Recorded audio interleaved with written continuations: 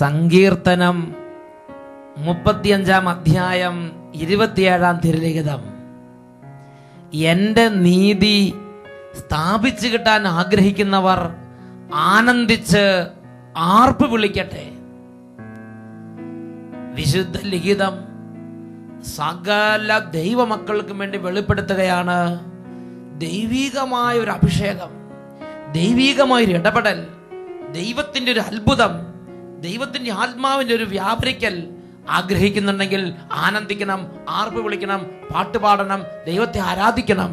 ഇത് ദൈവവചനം വെളിപ്പെടുത്തിയിരിക്കുന്ന ഒരു വഴിയാണ്. രാജാക്കന്മാരുടെ 2-ാം പുസ്തകത്തിൽ 3-ാം അധ്യായം 15-ാം തിരുലിഖിതം, എലീഷ ഒരു ആത്മീയ വരൾച്ച അനുഭവിച്ചപ്പോൾ ഉടനെ എലീഷ തിരിച്ചറിഞ്ഞു.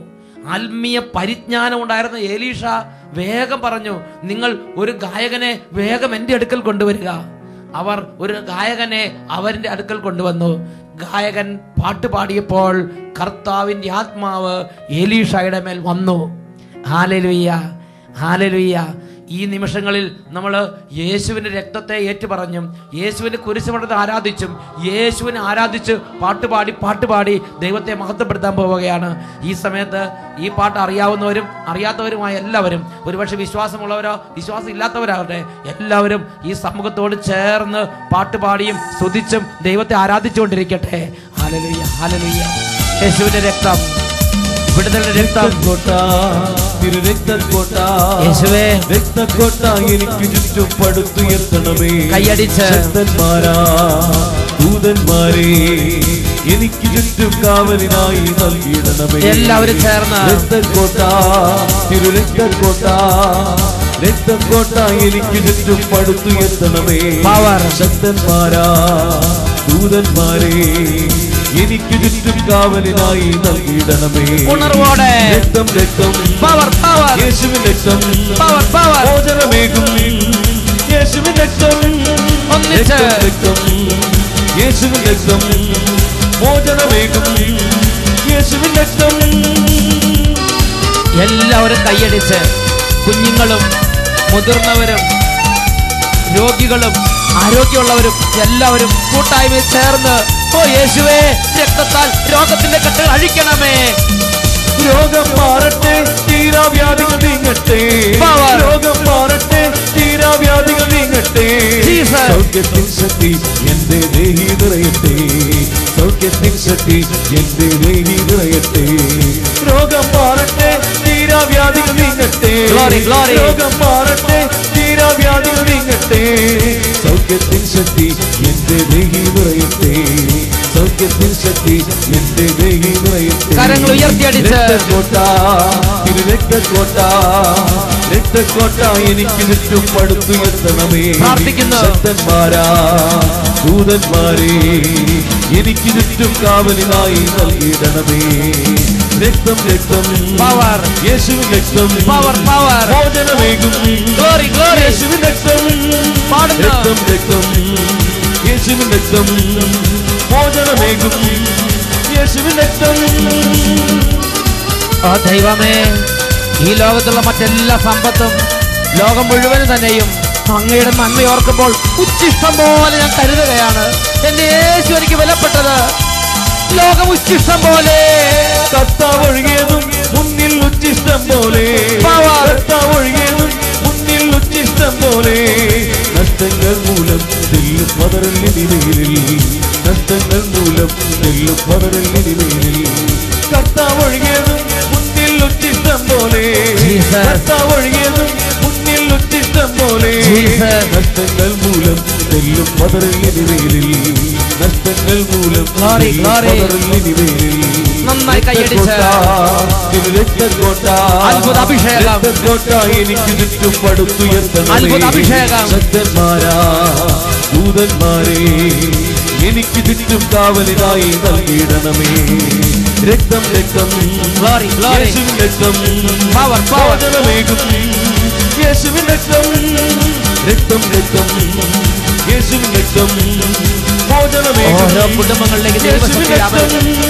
രക്തം, രക്തം, യേശുവിൻ രക്തം, മോചനമേകും യേശുവിൻ രക്തം. യേശുവിൻ രക്തം, യേശുവിൻ രക്തം.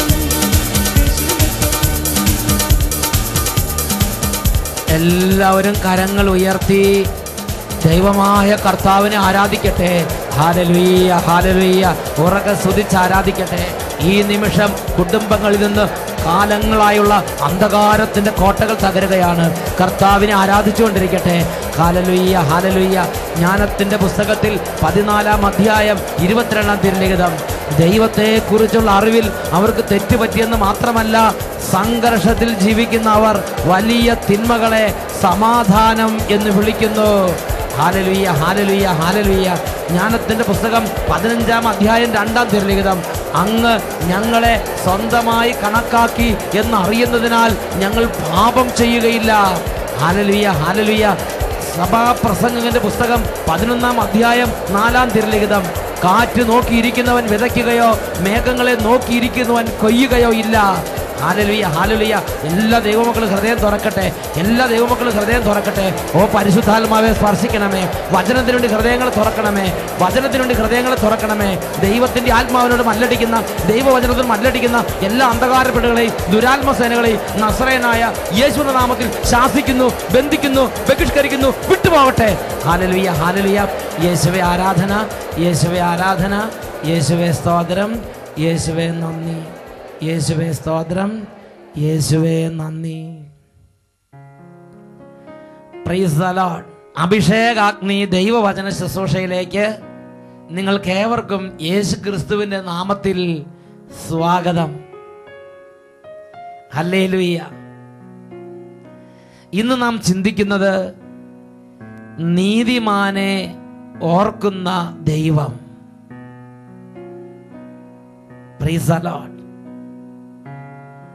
യാക്കോബ് ശ്ലീഹയുടെ ലേഖനത്തിൽ 5-ാം അധ്യായം 16-ാം തിരുലിഖിതം, നീതിമാന്റെ പ്രാർത്ഥന വളരെ ശക്തിയുള്ളതും ഫലദായകവുമാണ്. നീതിമാന്റെ പ്രാർത്ഥന മാത്രമല്ല, the very presence of the righteous person,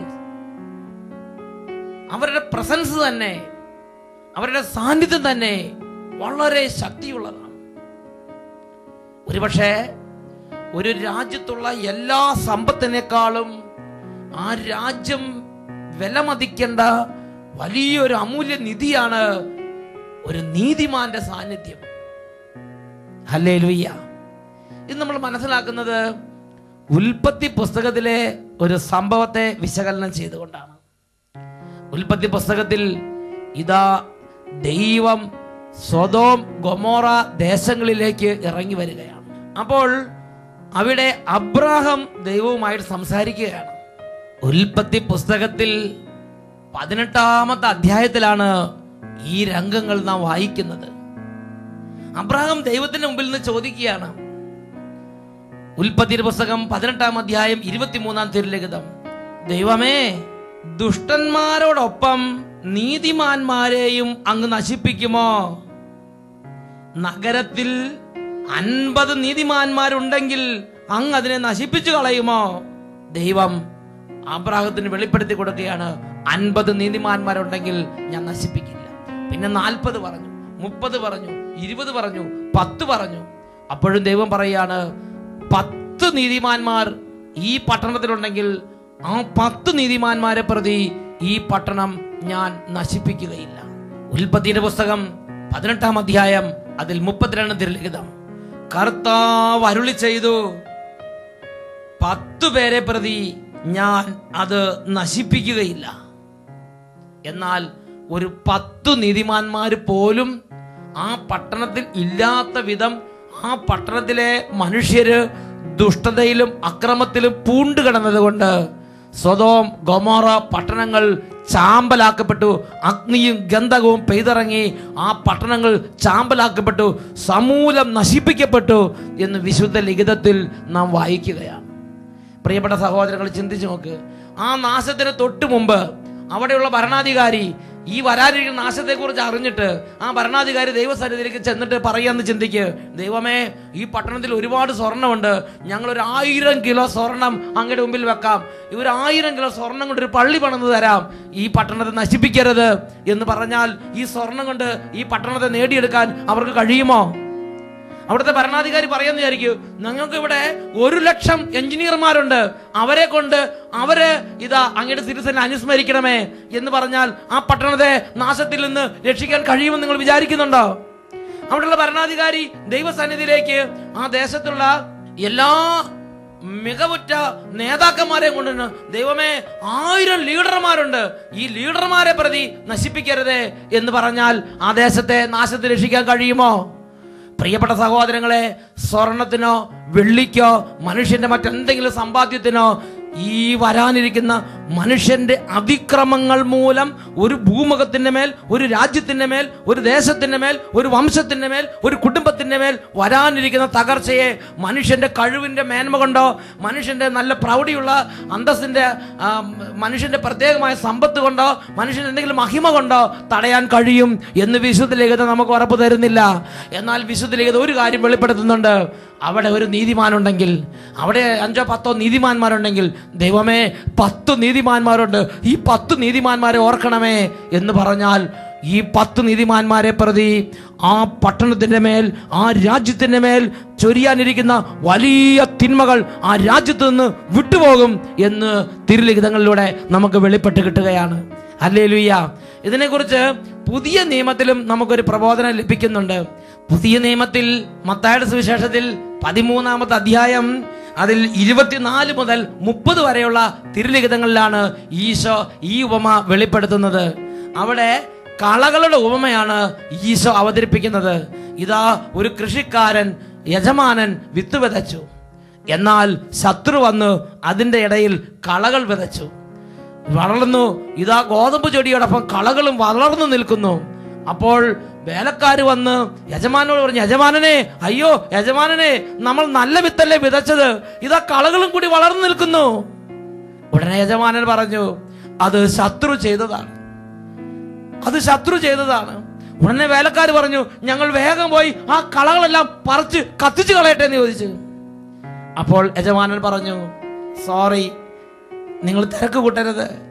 നിങ്ങൾ കളകൾ പറിക്കുന്ന കൂട്ടത്തിൽ ഒരുപക്ഷെ ഗോതമ്പ് ചെടി കൂടി പിഴുതെടുക്കപ്പെട്ടേക്കാം. അതുകൊണ്ട് നിങ്ങളിപ്പോൾ കളകൾ പറിക്കാൻ പോകണ്ട. കളകളും ഗോതമ്പ് ചെടികളും ഒരുമിച്ച് വളരട്ടെ. കൊയ്ത്ത് വരുമ്പോൾ ഞാൻ കൊയ്ത്തുകാരെ അയക്കുകയും ആദ്യം കളകൾ ശേഖരിച്ച് തീയിലിട്ട് കത്തിച്ചു കളയുകയും ചെയ്യും. അതിനുശേഷം ഗോതമ്പ് മണികൾ എൻ്റെ ധാന്യപ്പുരയിൽ ഞാൻ ശേഖരിക്കും. മത്തായിയുടെ സുവിശേഷം 24-ാം അധ്യായം അതിൽ 29-30 തിരുലിഖിതങ്ങൾ. അവൻ പറഞ്ഞു, വേണ്ട, കളകൾ പറിച്ചെടുക്കുമ്പോൾ അവയോടൊപ്പം ഗോതമ്പ് ചെടികളും നിങ്ങൾ പിഴുതു കളഞ്ഞെന്ന് വരും. നോക്കുക, ഒരു ഗോതമ്പ് ചെടി, ഒരുപാട് കളകളുടെ ഇടയിൽ ഒരു ഗോതമ്പ് ചെടി നിൽക്കുന്നുണ്ടെങ്കിൽ ആ ഒരൊറ്റ ഗോതമ്പ് ചെടിയെ പ്രതി അതിന് ചുറ്റുമുള്ള കളകളെ നശിപ്പിക്കാതെ യജമാനൻ അവിടെ നിർത്തിയിരിക്കുകയാണ്. അനേകം ദുഷ്ടന്മാർ വിളയാടുമ്പോൾ അതിനിടയിൽ ഒരു നീതിമാനുണ്ടെങ്കിൽ ആ നീതിമാനെ ഓർക്കുന്ന ദൈവം ഉണ്ട്. ആ നീതിമാനെ ഓർത്ത് ആ പട്ടണത്തോട് കരുണ കാണിക്കുന്ന ദൈവം ഉണ്ട്. ആ നീതിമാനെ ഓർത്ത് ആ വംശത്തോട് കരുണ കാണിക്കുന്ന ദൈവം ഉണ്ട്. ആ നീതിമാനെ ഓർത്ത് ആ കുടുംബത്തോട് കരുണ കാണിക്കുന്ന ദൈവം ഉണ്ട്. ബൈബിളിൽ രാജാക്കന്മാരുടെ 1-ാം പുസ്തകത്തിൽ നമ്മളൊരു രംഗം കാണുന്നുണ്ട്. ദൈവം സോളമന് അവസാന തവണ പ്രത്യക്ഷപ്പെടുന്ന ഭാഗമാണ് ഇപ്പോൾ നാം ചിന്തിക്കാൻ പോകുന്നത്. ദാവീദ് എന്ന മഹാനും വിശുദ്ധനുമായ ദൈവദാസന് ശേഷം ഇസ്രായേലിന്റെ സാരഥ്യം വലിയ പ്രതീക്ഷയോടെ ദൈവം സോളമനെ ഏൽപ്പിച്ചു. എന്നാൽ സോളമനെ കുറിച്ച് തിരുലിഖിതം രേഖപ്പെടുത്തിയിരിക്കുകയാണ്, അവന്റെ പിതാവായ ദാവീദിനെ പോലെ അവൻ പൂർണ്ണമായും കർത്താവിനെ പിഞ്ചെന്നില്ല. ദൈവം സോളമന് ആദ്യത്തെ 2 തവണ പ്രത്യക്ഷപ്പെട്ട് 2-3 മുന്നറിയിപ്പ് കൊടുത്ത്, നീ അന്യദൈവ ആരാധനയ്ക്ക് പോകരുത്, നീ വിജാതീയ സ്ത്രീകളുമായുള്ള ബന്ധങ്ങളെല്ലാം അവസാനിപ്പിക്കണം. അവന്റെ തിന്മയുടെ വഴികളെ കുറിച്ച് ദൈവം മുന്നറിയിപ്പ് കൊടുക്കുന്നുണ്ട്. എന്നാൽ സോളമന് തൻ്റെ ഹൃദയത്തെ തൻ്റെ തിന്മയിൽ നിന്ന് പിന്തിരിപ്പിക്കാൻ കഴിഞ്ഞില്ല. അങ്ങനെ ദൈവം വെളിപ്പെടുത്തിയെങ്കിലും ദൈവത്തിന്റെ വഴികളിലൂടെ നടക്കാൻ സോളമന് കഴിയാതെ പോയതുകൊണ്ട്, അവൻ അവിശ്വസ്തത തുടർന്നത് കൊണ്ട്, ഇതാ അവസാന തവണ ദൈവം സോളമന് പ്രത്യക്ഷപ്പെടുമ്പോൾ ദൈവം സോളമന് വെളിപ്പെടുത്തി കൊടുക്കുന്ന ഒരു ശക്തമായ വെളിപ്പെടുത്തല്, ഒരു താക്കീത് രാജാക്കന്മാർ 1-ാം പുസ്തകം 11-ാം അധ്യായം 11 മുതൽ 13 വരെയുള്ള വാക്യങ്ങളിൽ രേഖപ്പെടുത്തപ്പെട്ടിട്ടുണ്ട്. കർത്താവ് സോളമനോട് അരുളി ചെയ്തു, നിന്റെ മനസ്സ് ഇങ്ങനെ തിരിയുകയും എൻ്റെ ഉടമ്പടിയും ഞാൻ നൽകിയ കൽപ്പനകളും പാലിക്കാതിരിക്കുകയും ചെയ്തതിനാൽ ഞാൻ രാജ്യം നിന്നിൽ നിന്ന് പറിച്ചെടുത്ത് എൻ്റെ ദാസന് നൽകും. എന്നാൽ നിന്റെ പിതാവായ ദാവീദിനെ ഓർത്ത് നിന്റെ ജീവിതകാലത്ത് ഞാൻ ഇത് ചെയ്യുകയില്ല. നിന്റെ മകന്റെ കരങ്ങളിൽ നിന്ന് ഞാൻ അത് വേർപെടുത്തും. രാജ്യം മുഴുവനും എടുത്തു കളയുകയില്ല. എൻ്റെ ദാസനായ ദാവീദിനെയും ഞാൻ തെരഞ്ഞെടുത്ത ജെറൂസലേമിനെ ഓർത്ത് നിന്റെ പുത്രന് ഒരു ഗോത്രം ഞാൻ നൽകും. ദൈവം സോളമന് എതിരെ വലിയ ശിക്ഷാവിധികൾ പ്രഖ്യാപിച്ച് ഈ രാജ്യം മുഴുവൻ സോളമനിൽ നിന്ന് പറിച്ചു മാറ്റി സോളമന്റെ പിൻഗാമികളെയും വലിയ അന്ധകാരത്തിലേക്ക് ഇറങ്ങി വലിയ വേദനയിലേക്ക് തള്ളിയിടാൻ ആഗ്രഹിക്കുമ്പോൾ പെട്ടെന്ന് ദൈവം പറയാണ്, നിന്റെ പിതാവായ ദാവീദിനെ ഓർത്ത് ഞാൻ നിന്റെ കാലത്ത് ഇത് ചെയ്യുകയില്ല. നോക്കുക, ദാവീദിനെ ഓർക്കുന്ന ദൈവം, ആ നീതിമാനെ ഓർക്കുന്ന ദൈവം, ആ ദാവീദിന്റെ ജീവിതത്തെ ഓർക്കുന്ന ദൈവം. എന്നിട്ട് വീണ്ടും പറയാണ്, ജെറൂസലേമിനെ ഓർത്ത് എല്ലാ ഗോത്രങ്ങളും നിന്റെ കുടുംബത്തിൽ നഷ്ടപ്പെട്ടു പോകില്ല. 2 ഗോത്രം നിനക്ക് വേണ്ടി ഞാൻ അവശേഷിപ്പിക്കും. അത് ഇവന്റെ നന്മ കൊണ്ടോ ഇവന്റെ എന്തെങ്കിലും മേന്മ കൊണ്ടല്ല, ഇവന്റെ എന്തെങ്കിലും പുണ്യം കൊണ്ടല്ല. പിന്നെയോ ദാവീദിനെ ഓർത്ത്, ജെറൂസലേമിനെ ഓർത്ത്. ദാവീദിനെ ഓർക്കുന്ന ദൈവം, ജെറൂസലേമിനെ ഓർക്കുന്ന ദൈവം, നീതിമാനെ ഓർക്കുന്ന ഒരു ദൈവമുണ്ട്. പ്രിയപ്പെട്ട ദൈവമക്കളെ, ഇന്നൊരു പക്ഷേ നമ്മുടെ കുടുംബം സൊദോം ഗൊമോറ പോലെ തകർക്കപ്പെടാതെ നിലനിൽക്കുന്നുണ്ടെങ്കിൽ അതിൻ്റെ കാരണം നമ്മുടെ കുടുംബത്തിൽ പ്രാർത്ഥിക്കുന്ന, വിശുദ്ധിയുള്ള, ദൈവസ്നേഹമുള്ള, ക്ഷമിക്കുന്ന, സഹിക്കുന്ന, ദൈവത്തെ അന്വേഷിക്കുന്ന ആ ജീവിതങ്ങൾ ഉള്ളത് കൊണ്ടായിരിക്കാം. ഒരു പക്ഷേ നമ്മുടെ നാട് നശിപ്പിക്കപ്പെടാതിരിക്കുന്നുണ്ടെങ്കിൽ അവിടെ ഇവിടെ ആരും അറിയാതെ വെള്ളത്തിലേക്ക് തേൻതുള്ളി വിടുമ്പോൾ തേൻതുള്ളി വെള്ളത്തിൻ്റെ ഏറ്റവും അടിയിൽ പോയി കിടക്കുന്നത് പോലെ സമൂഹത്തിൽ ഈ അക്രമവും ഈ തിന്മയെല്ലാം വിളയാടുമ്പോൾ ആരും അറിയാതെ സഹിച്ചും ക്ഷമിച്ചും ദൈവത്തെ അന്വേഷിക്കുന്ന നീതിമാന്മാർ 5-10 ആ നാട്ടിൽ ഉള്ളത് കൊണ്ടായിരിക്കാം ഒരു പക്ഷേ ആ നാട് തകരാതെ ഇത്രയും അതിക്രമങ്ങൾ നടമാടുമ്പോൾ ആ നാട് ഇപ്പോഴും പച്ച പിടിച്ച് നിൽക്കുന്നത്. നിങ്ങൾ വസിക്കുന്ന പട്ടണത്തിൻ്റെ കാര്യമാണെങ്കിലും വസിക്കുന്ന രാജ്യത്തിൻ്റെ കാര്യമാണെങ്കിലും ആ രാജ്യത്തിൻ്റെ ഭാഗധേയത്തിൽ നീതിമാന്മാരുടെ റോള് വളരെ പ്രധാനപ്പെട്ടതാണ്. നീതിമാന്മാർ രാജ്യത്തിൻ്റെ പൊതുസമ്പത്താണ്. കാരണം അവരുടെ പ്രസൻസാണ് രാജ്യത്തിൻ്റെ, ആ സമുദായത്തിൻ്റെ, ആ സമൂഹത്തിൻ്റെ, ആ കുടുംബത്തിൻ്റെ, ആ വംശത്തിൻ്റെ നിലനിൽപ്പിൻ്റെ ആധാരമായി നിലകൊള്ളുന്നത്. ഹല്ലേലൂയ.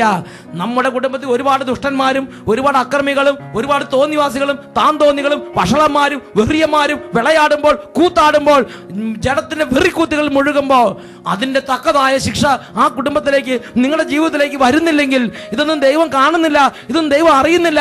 അതുകൊണ്ടാണ് ഇങ്ങനെയൊക്കെ സംഭവിക്കുന്നത്. ഞാൻ എന്ത് ചെയ്താലും കുഴപ്പമില്ല എന്ന് ചിന്തിച്ച് ഞെളിഞ്ഞ് നടക്കരുത് എന്ന് തന്നെയാണ് തിരുലിഖിതം വെളിപ്പെടുത്തുന്നത്. വിശുദ്ധിയിലും നീതിബോധത്തിലും ദൈവവായത്തിലും ദൈവാനുഭവത്തിലും ജീവിച്ച നീതിമാന്മാരെ ഓർത്ത് ആ കുടുംബത്തോട് ദൈവം കരുണ കാണിക്കുകയാണ്, ആ സമൂഹത്തോടെ ദൈവം കരുണ കാണിക്കുകയാണ്, ആ ഇടവകയോടെ ദൈവം കരുണ കാണിക്കുകയാണ്, ആ രൂപതയോടെ ദൈവം കരുണ കാണിക്കുകയാണ്, ആ ദേശത്തോടെ ദൈവം കരുണ കാണിക്കുകയാണ്. ഈ നിമിഷങ്ങളിൽ നമുക്ക് എഴുന്നേറ്റ് നിൽക്കാം. നമ്മുടെ ദൈവമായ കർത്താവിൻ്റെ സന്നിധിയിൽ ഹൃദയം നമുക്ക് എളിമപ്പെടുത്താം. യുവാവേ, യുവതി, മകനെ, മകളെ, ഓ കുടുംബനാഥേ, ഇന്ന് ഈ നിമിഷം കർത്താവ് നിന്നെ തൊട്ട് വിളിക്കുകയാണ്.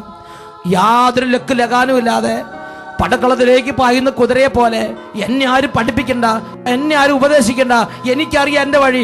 ഇങ്ങനെ ഒരു താന്തോന്നിയായി പോകുന്ന ഒരു ദുർമാർഗിയായി, ഒരു ദുർനടപ്പിന്റെ ഉടമയാണോ നീ? ഇന്ന് രാത്രി കർത്താവ് നിന്നെ തൊട്ട് വിളിക്കുകയാണ്, പിതാവായത് നിന്നെ തൊട്ട് വിളിക്കുകയാണ്. മകനെ, മകളെ, നീ യേശുവിലേക്ക് വരിക, നീതിബോധമുള്ള ഒരു ജീവിതത്തിലേക്ക് നീ മടങ്ങി വരിക. യേശുവിങ്കൽ വാ,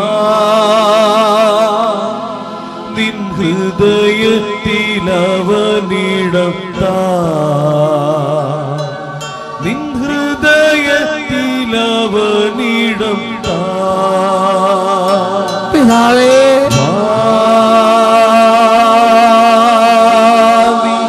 യേശുവിങ്കൽ വാ,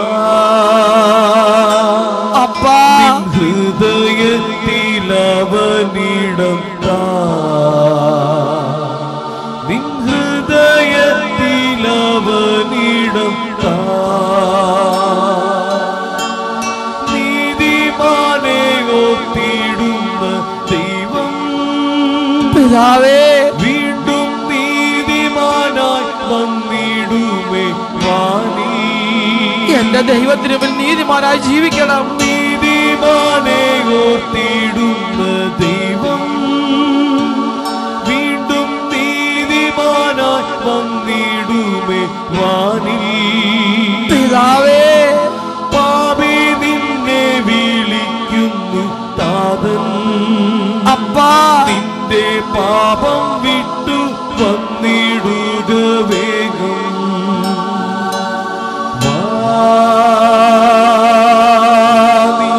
യേശുവിങ്കൽ നിൻ ഹൃദയത്തിലവനിടം താ.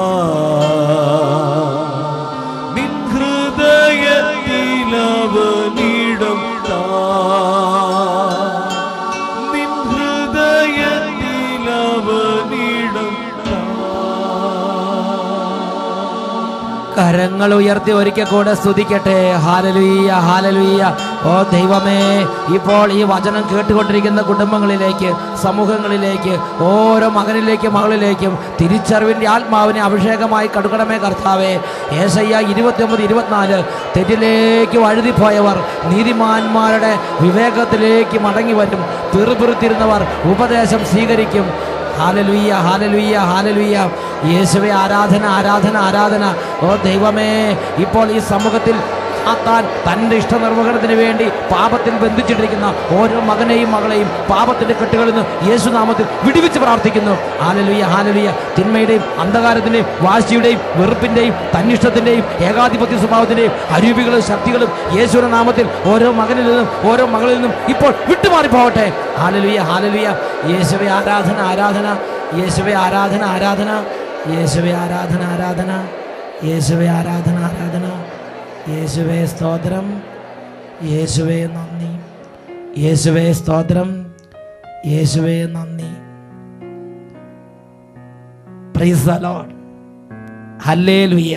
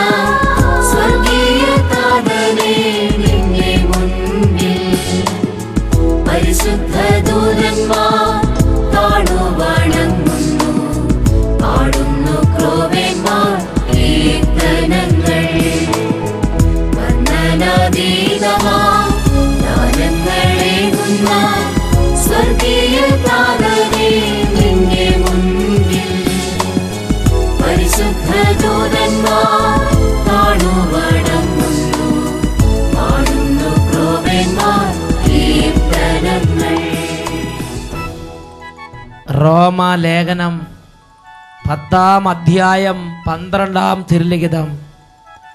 തൻ്റെ നാമം വിളിച്ചപേക്ഷിക്കുന്ന എല്ലാവരുടെ മേലും അവിടുന്ന് തൻ്റെ സമ്പത്ത് വർഷിക്കുന്നു. ഈ നിമിഷങ്ങളിൽ 2 കരങ്ങളും ദൈവമായ കർത്താവിൻ്റെ സന്നിധിയിലേക്ക് ഉയർത്താം. എത്രമാത്രം കടും ചുമപ്പാണ് നമ്മുടെ പാപമെങ്കിലും യേശുവിൻ്റെ നാമത്തിൽ പ്രാർത്ഥിക്കുമ്പോൾ അത് മഞ്ഞുപോലെ വെണ്മയുള്ളതായി തീരും. ഒരുപക്ഷെ അകൃത്യങ്ങളിൽ ഒന്നിനു പുറകെ ഒന്നായി വീണു, തിന്മയ്ക്ക് മേൽ തിന്മ ചെയ്തു, പാപത്തിൽ നിന്ന് പാപത്തിലേക്ക് പരക്കം പാഞ്ഞു. തീയിലേക്ക് പായുന്ന ഈയാമ്പാറ്റക്കൂട്ടങ്ങളെ പോലെ ഒരുപക്ഷെ പാപത്തിൽ നിന്ന് പാപത്തിലേക്ക് ലക്കും ലഗാനും ഇല്ലാതെ പാഞ്ഞു പോയൊരു ജീവിത സാഹചര്യമായിരിക്കാം. എന്നാൽ ഇന്ന് യേശുവിനെ വിളിക്കാൻ ദൈവം നമുക്ക് അവസരം ഒരുക്കിയിരിക്കുകയാണ്. 2 കരങ്ങൾ ഉയർത്തി യേശുവിനെ വിളിച്ച്, യേശുവേ, അങ്ങയുടെ വിലയേറിയ രക്തത്തിൻ്റെ യോഗ്യതയാൽ എൻ്റെ അന്ധകാരം, എൻ്റെ പാപക്കറകൾ കഴുകി ഒരു വിശുദ്ധ ജീവിതത്തിന്, നീതിമാനായ ഒരു ജീവിതത്തിന് വേണ്ടി എന്നെ ഒരുക്കണമേ. 2 കരങ്ങൾ ഉയർത്തി ഉറക്കെ വിളിക്കുന്നു, യേശുവേ, യേശുവേ,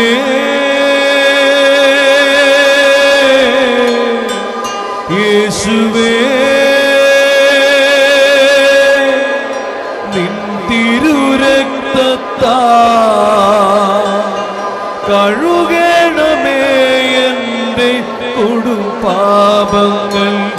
ആഗ്രഹത്തോടെ യേശുവിനെ വിളിക്കുന്നു.